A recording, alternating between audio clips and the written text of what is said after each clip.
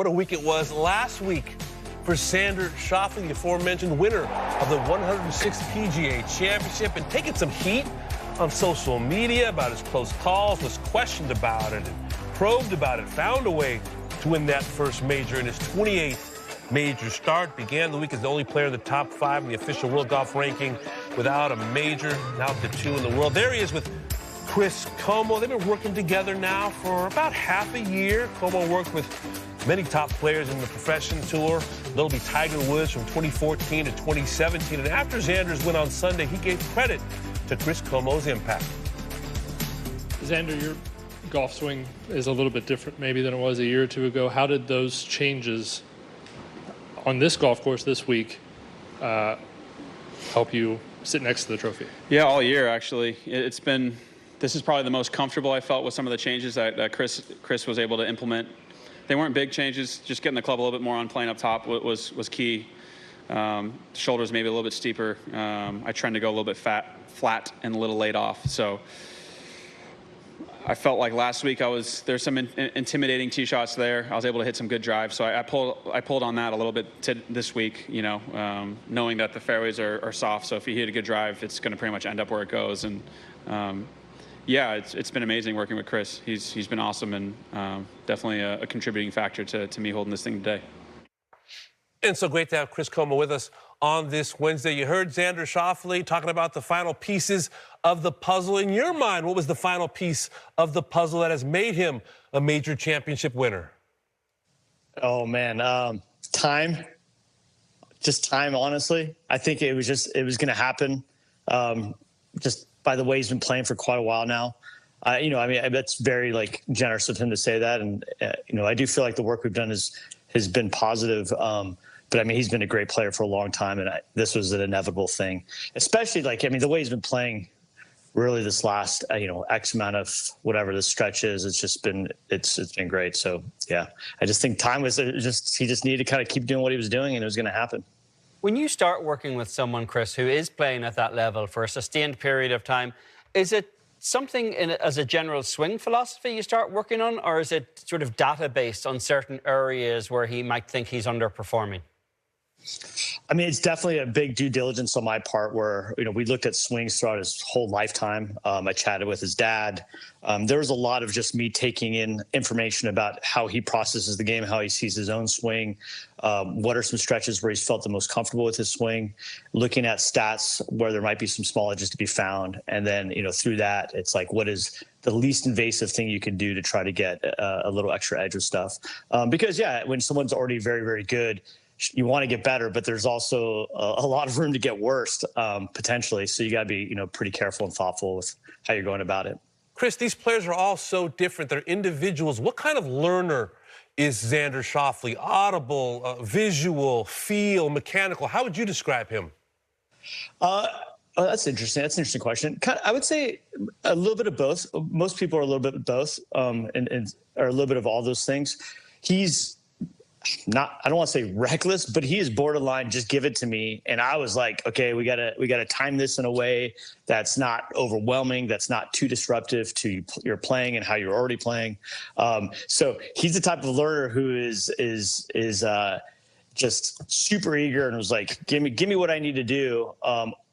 Potentially to a fault. And I think this is where, we both knew that it would be appropriate to sometimes tap the brakes and just give things in more of a slow drip fashion, even though he was eager to do as much as possible, as quickly as possible.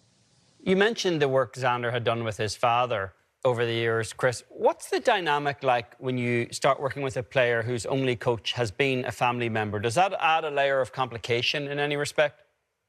It could be in a lot of instances, but in this instance, it wasn't. I talked, a fair amount with Stefan. He's like what he's done with there's things that they've done where Xander's told me about. I'm like, that is brilliant, really smart the way they've gone about stuff to really preserve a certain athleticism and feel in his game. And I think Stefan was just ready to kind of, pass the reins on. So it's been a really great process. There's been instances where, working with a parent can have its own sort of curveballs to it. But this time it's been really great. He's been awesome. And the overall team Xander has around him, his caddy, Austin Kaiser, is brilliant out there with course manager, and just keeping Xander like in the right place emotionally, mentally. He's got a trainist, Marnus, who is, works with a bunch of guys on tour. He actually, Marnus also works with Scotty Scheffler. I joked with him the other day. I'm like, we're on the Marnus Grand Slam watch now, because he's got the first two majors with his clients, and then a trainer, David Sunsberg, which is a big part of where Xander's gotten a lot of his speed from.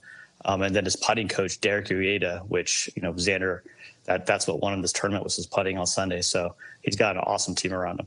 Chris, you put all this work in before the major championship, at the major championship. Then you arrive to a final round on Sunday. What is that like for you, that walk?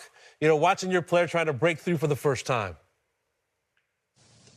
Oh, wow.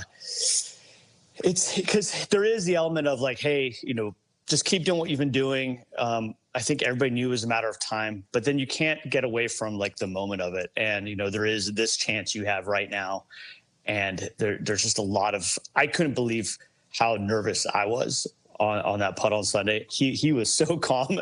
Like I was there with his wife and one of his best friends that's also a good friend of mine. And I was nervous, and I almost never get nervous at golf tournaments. And then when he made that putt, we were all pretty emotional, just because of the work he has put into it and just the quality of a person he is. And just, you can just tell he just loves this game and loves competing. It was kind of I think a release for everybody. It was a really special moment. Chris, you're known as a guy who lives a very healthy lifestyle. Did you at least manage to take some celebratory champagne from the Wanamaker Trophy? I rarely drink, but champagne tastes that much better out of that trophy. So yes, I did get to experience it, and I nursed about a 2-day hangover. So it was a moment that was very worth paying for it the following days. Chris, I'm curious how you describe yourself as a teacher these days. Where does the line from teacher to coach land with you in terms of technique versus maybe just an old school motivational speech? Yeah, I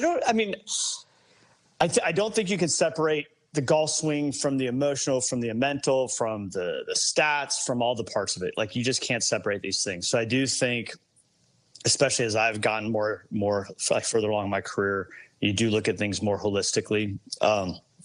I don't know if the motivation side of it is like necessarily a rah-rah type of thing, because that's not always appropriate either.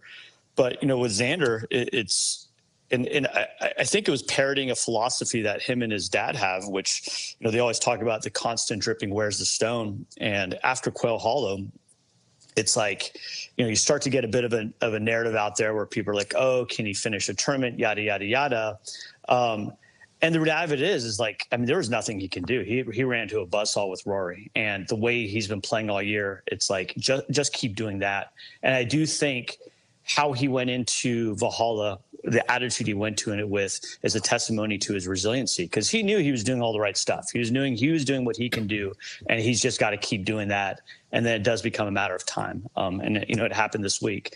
And I think, his ability to block out that external noise of those potential chatters and narratives that are out there, is just a testimony to who he is as a person, and his ability to work more from that outward perspective than that outward inward perspective.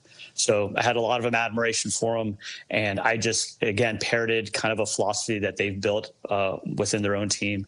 And I don't think it's a rah-rah motivational type of thing, but it is just using logic to be like, hey, just double down on what you've been doing. On a more practical angle, Chris, Jordan Spieth said Xander was getting sneaky fast, and he's added 3 miles an hour of clubhead speed. He was 28th on tour last year. He's 8th on tour this year. For the uneducated among us, how do you go about doing that with an elite player? Because that is a reasonably significant jump in speed. Yeah, I think it's oftentimes a combination of a couple different things that come together to, a little half a mile here, half a mile there. He's done some great work in the gym, like I managed with David Sunsberg, and he also has worked great with Marnus, which is keeping his body healthy. Some of the changes we've made with his golf swing have been helpful. So I just think it's a little bit here, a little bit there. You try not to do this too fast. I think there's a difference between what I would call dirty speed and clean speed. I think sometimes guys try to get speed without really watching how it may be changing their golf swing, especially if their swing's already really good.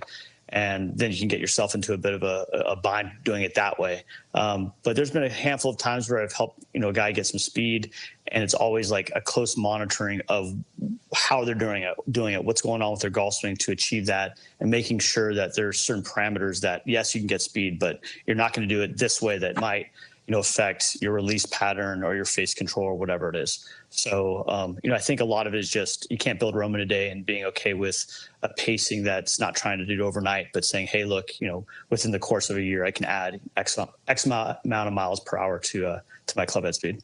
Chris, and do it in a way that's, yeah. Well, there have been some wonderful players throughout the history of this game who have won one major championship. Tremendous players, whether it's Freddie Couples, Davis Love the third, Adam Scott has one, Justin Rose, for example. How does Xander keep the pot boiling and this becomes the beginning of a major championship legacy as opposed to the pinnacle of his career, as it were? Yeah, you can't predict these things, right? I just think he goes about the right way, where he's so into the process, which is another way of just saying you're so into the journey of it. And I don't think he gets too caught up in the results on any given day. It's more of, how do you look at your career as one big round of golf, and then during that you have these little intervals that are tournaments, and if you time it right, you get a trophy from it. So I really think he just naturally loves the game, is very competitive, loves working hard at it. And again, I think he just gets so much joy out of the process of it, that I think that's the recipe for really rattling off quite a few. And if you look at his game, he's ranked two in the world now, behind Scotty. And, here's like a little stat, but his strokes gained right now, 91% of the time would be number one ranked player in the world. But now you have a guy who's a bit of an outlier with Scotty, right? So he's playing at a level that should really give him a chance to win quite a few of these big ones. And then it's just a matter of, does it kind of, fall the right way at the right time type of thing. But, all the ingredients are in there to really rattle off quite a few of these. This is a guy, Chris, that everyone expected was going to win a major championship. Now you've helped him get over the line and do that. With all due respect, doesn't seem like that big a challenge for you. Are you ready for a tougher challenge one of these days? I've been doing this for a long time, and I'm trying to keep my career somewhat low stress right now. So it's like, I feel like I've taken on the big challenges already. So I'm kind of like in that semi-retirement phase. So I think I'm going to have to pass. As the kids say, you don't want this smoke. No, he really doesn't. I'll break him down eventually. Chris, congratulations. The problem is, if so, Xander was so complimentary when he won the Wanamaker, right? But if Amen won whatever his goal was, club championship or whatever, it just, I know in that receptive speech, it would look something like, in spite of the attempted help from Chris Como, I was still able to win this trophy. There'd be a hug, and then there'd be a dagger. He's not wrong. Yeah, exactly. He ain't wrong. Chris, we appreciate it, buddy. We'll speak to you soon.